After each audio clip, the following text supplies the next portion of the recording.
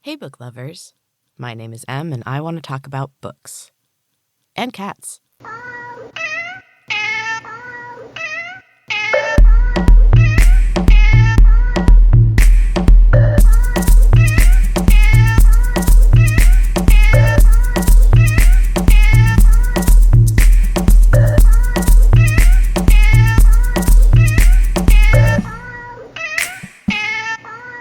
Welcome back, book lovers.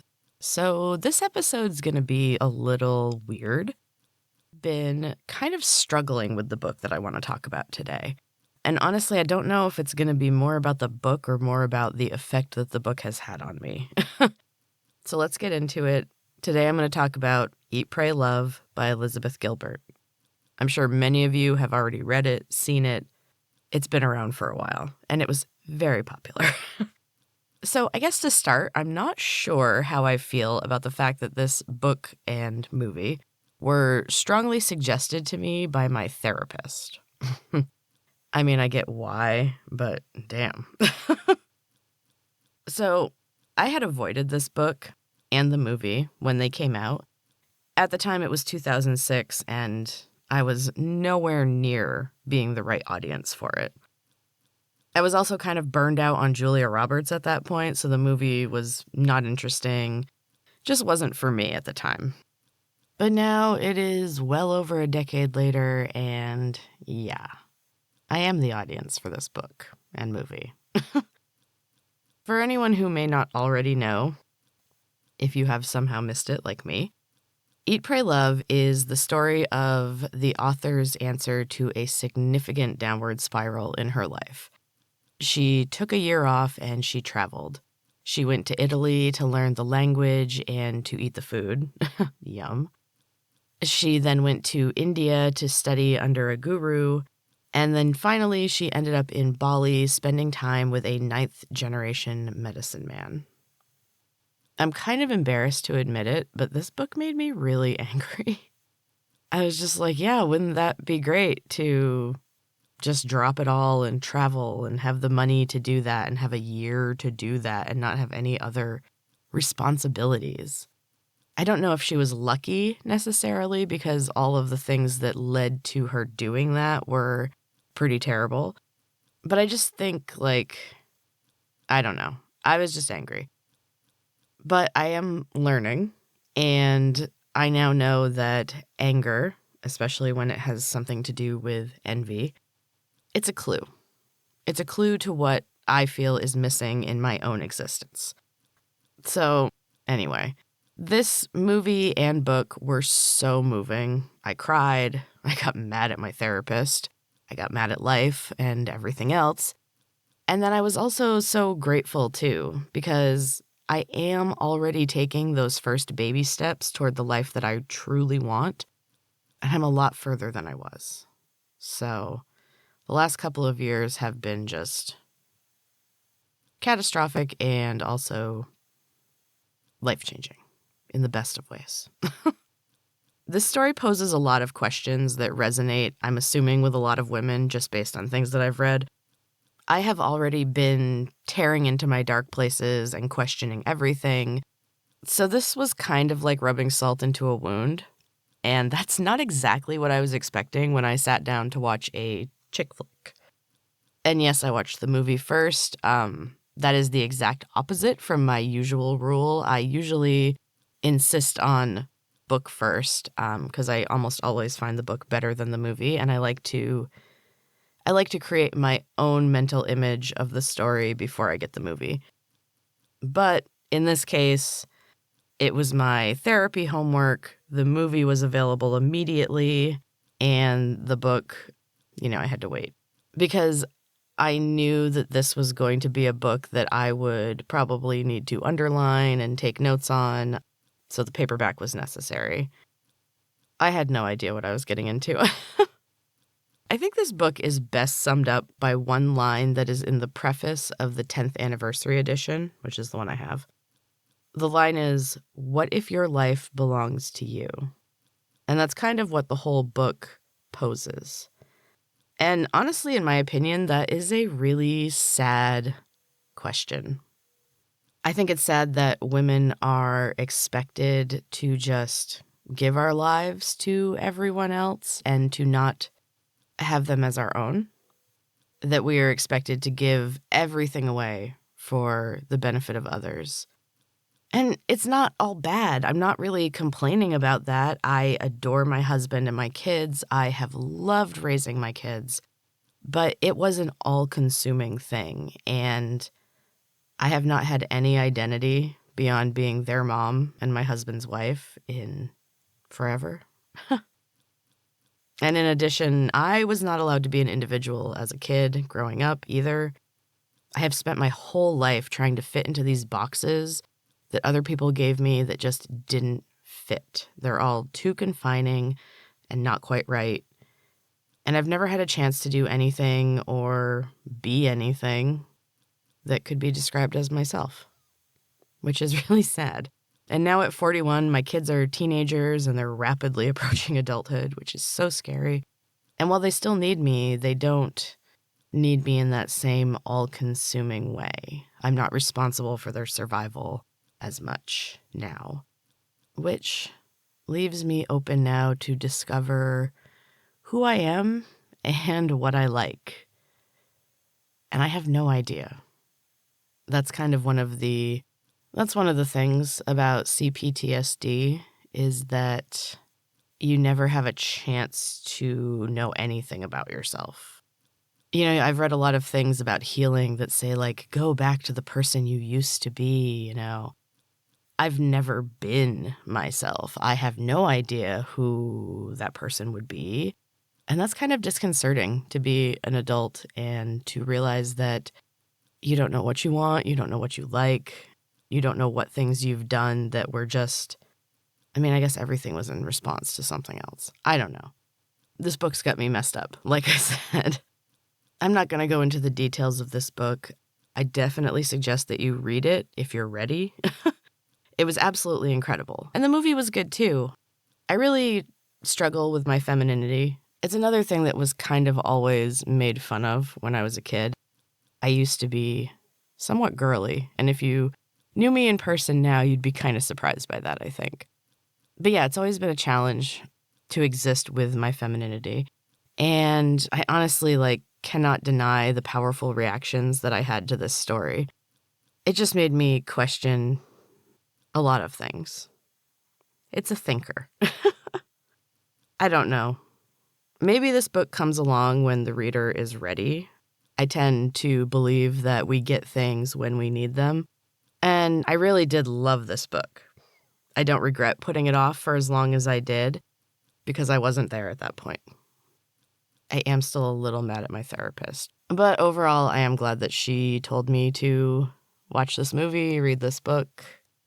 I do highly recommend Eat, Pray, Love by Elizabeth Gilbert. Like I said, if you're ready.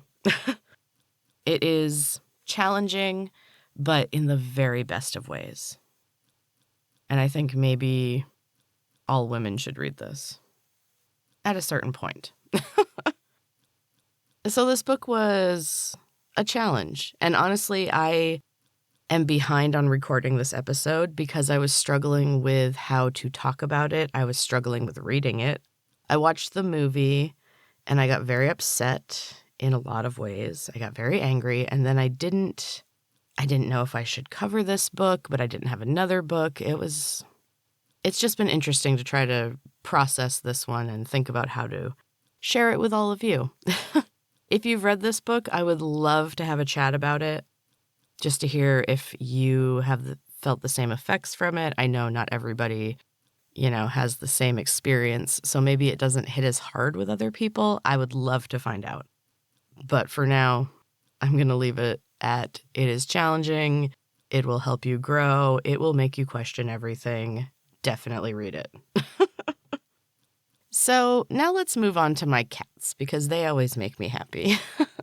They haven't really been up to too much except trying to escape the house. I have one that is just obsessed with going outside, and unfortunately, he really can't. We've had a couple other cats get out and get hit by cars because we live on a very, not busy road, but just everybody drives really fast.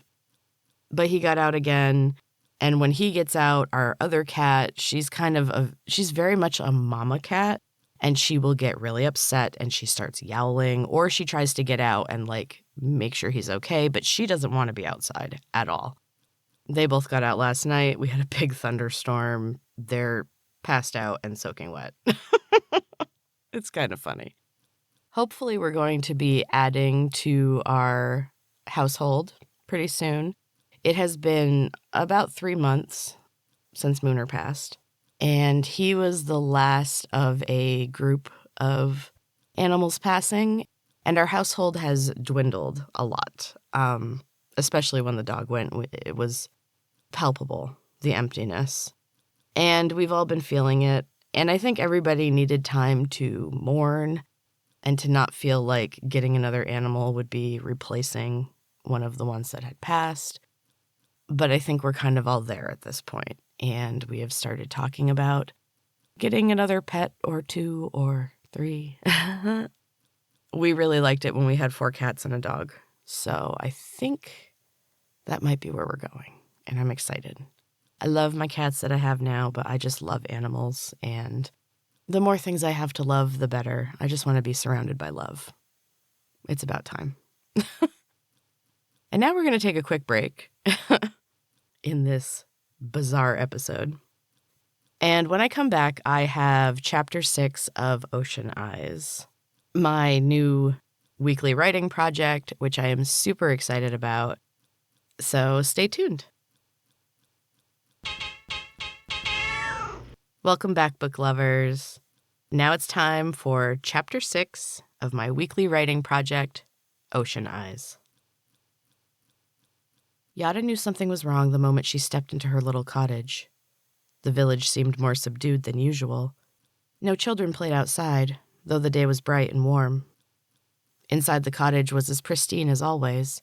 Yada was meticulous in her cleaning, not because she desired tidiness, but in case someone came into her home without her knowledge. She could always tell when even the smallest thing had been disturbed. She was a cautious girl, and she had been meticulous her whole life. It had seemed a little silly until a few years ago. She came home and noticed one thing out of place: a spoon. It was ornamental and sat on a shelf in her kitchen. It had been moved ever so slightly to the left. The marks in the dust around it showed she was correct. For all her neatness, Yada did not understand the use of dusting. It all just settled back over everything again when she was done. The dust also proved useful in keeping track of intruders. The second time the item, a stuffed bear she'd had since childhood, was back in its proper place, but its ear was bent in a funny way. When Yada investigated, she'd seen fingerprints in the dust. They were small, and so faint they seemed to fade in front of her eyes. This time it was the absence of dust that gave the intruder away. But this seemed much more deliberate. The entire cottage was dust-free and sparkling. Nothing was out of place. Yada moved cautiously into the suspiciously clean room and listened to the silence. She searched room by room. It was a small cottage, but she examined it in a slow, thorough manner. Finally, she reached the final room at the end of the hall, the bathroom. The door was closed, which was not how Yada usually kept it. She paused with her fingertips lightly resting on the doorknob. There was a scraping sound behind the door. She held her breath and counted to 3 before throwing open the door. The room was empty. He watched her enter the cottage and noticed her hesitation. A slow smile spread across his lips. She'd noticed his cleaning job. He settled back against a tree and kept an eye on the front door. He was hidden by a thick tangle of shrubbery at the abandoned house across the road. He'd taken up residence in the cottage a year earlier, but until now his job had been to watch. Luckily, patience was one of his strengths. Now it was time for action. He was eager after all this time, but he still needed to proceed cautiously. He chuckled to himself. He could imagine her growing fear as she searched the cottage, how she must have felt seeing the closed door at the end of the hall. He expected she would open it, but he couldn't be certain. She might be less brave than he thought, but he would know for sure soon enough. Yada stepped cautiously into the room. A quick turn in place revealed it to be empty.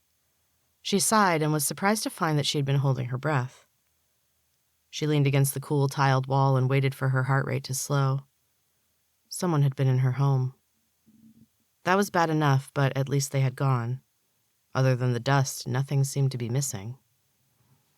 Yada went to the mirror and stared into her own eyes for a moment. She fluffed her hair and turned to leave. The door slammed shut. It took a second for her to process this sudden change. She grabbed the doorknob and it was scorching hot. She yelped and pulled her hand back. Panic rushed over her, and she ran from wall to wall haphazardly. She was trapped. She dropped to her knees and tried to claw at the bottom of the door. There was a small space she could fit her fingers into, but she could do nothing to move it. The air felt heavy.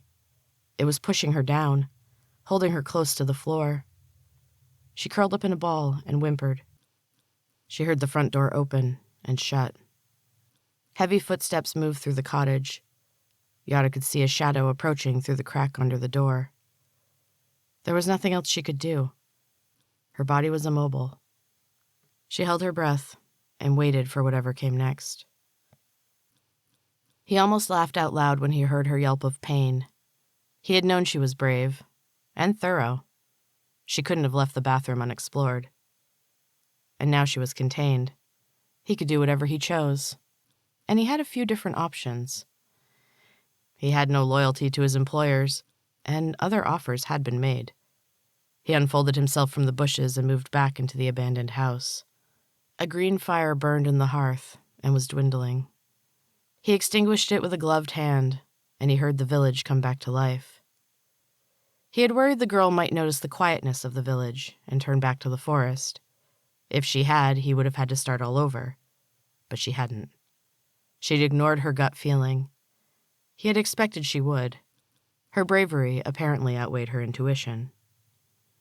He watched until the road cleared of the newly released villagers.